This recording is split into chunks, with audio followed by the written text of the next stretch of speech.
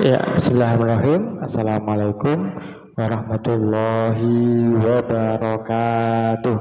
Saudaraku muslimin dan muslimah dimanapun berada, kembali kita ngaji manasik haji hadis yang ke-9, yakni tentang zikir dengan suara jahar, kalimat labbaik atau kalimat talbiyah.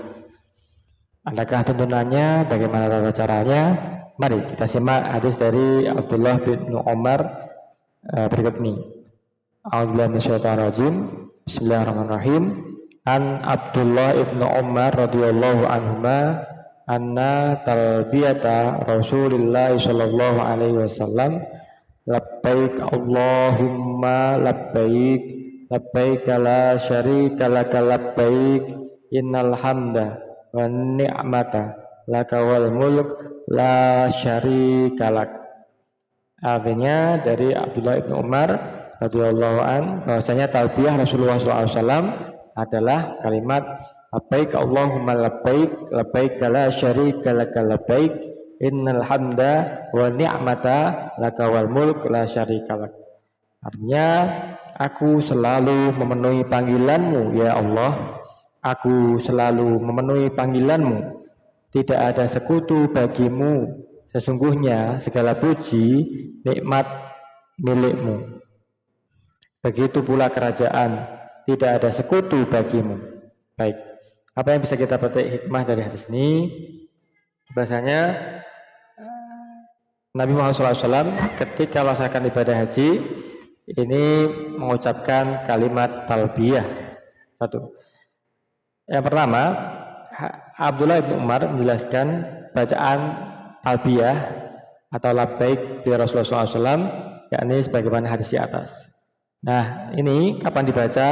Pada saat kita berangkat melaksanakan ibadah haji. Semenjak dari tempat kita berada di kota kita tercinta di tanah air, kita disunahkan untuk berzikir talbiyah. Dalam rangka apa?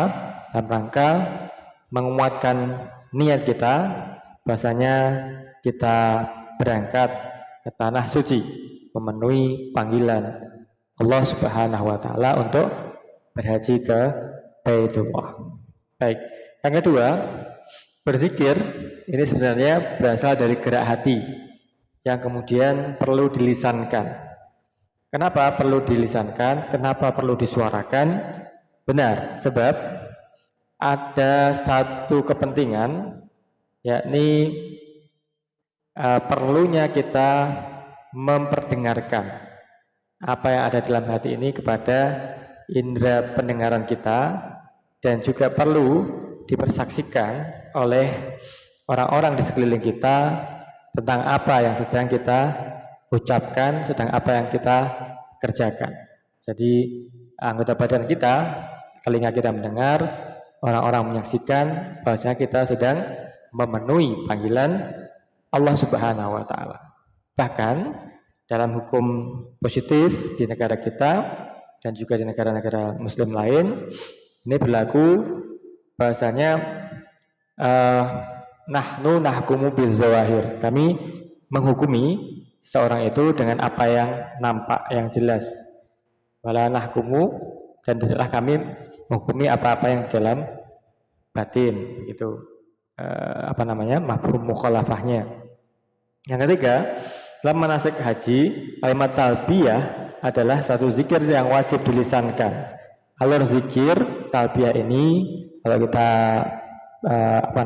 renungkan, ini alurnya berasal dari hati, kemudian menuju lisan, kita lisankan, didengar oleh indera pendengaran kita, telinga kita, dan muslimin di sekitarnya untuk menjadi saksi, untuk kembali menuju hati, menuju pikiran kita, untuk meneguhkan langkah kita, untuk berjalan, untuk berangkat menuju ke tanah suci, untuk melaksanakan manasik haji, semata-mata mengikuti Rasulullah dan memahasakan Allah Subhanahu wa taala.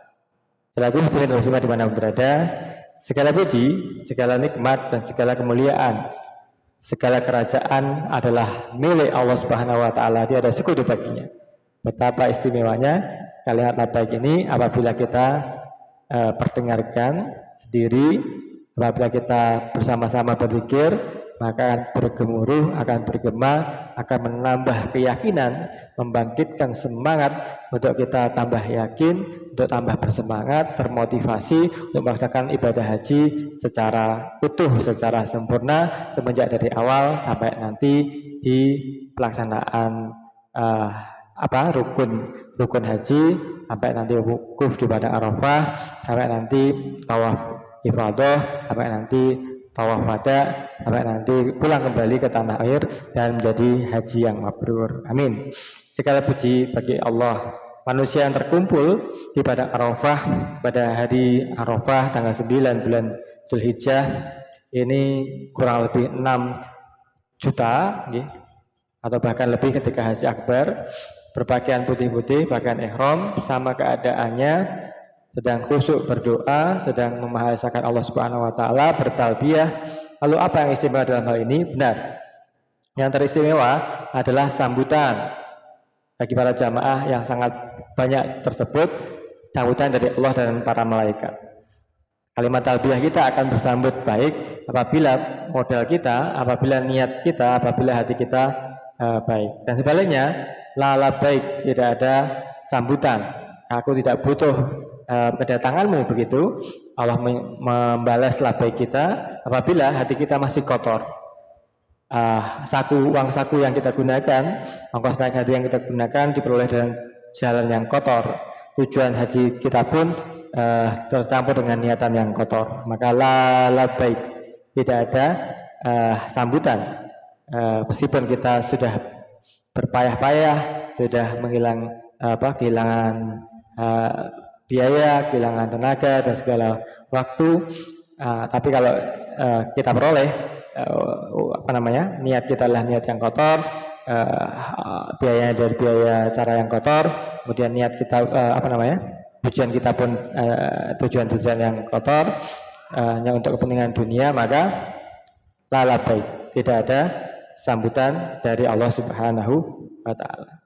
Nah, kemudian sebaliknya, mari kita bersihkan hati semenjak kita mengatakan labbaik ini, bersihkan niatan haji kita dari kecurangan, dari niatan duniawi untuk memperoleh gelar kedudukan, untuk memperoleh rasa hormat dari manusia, sehingga dan uang biaya pun kita dari uang yang halal, caranya yang halal, dan semuanya ini adalah kita sucikan, kita bersihkan, sehingga labbaik kita bersambut labbaik dari Allah dan para malaikat Allah, kita menjadi benar-benar menjadi Duyufur Rahman, jadi tamu-tamunya Allah, disambut oleh Allah Subhanahu wa taala.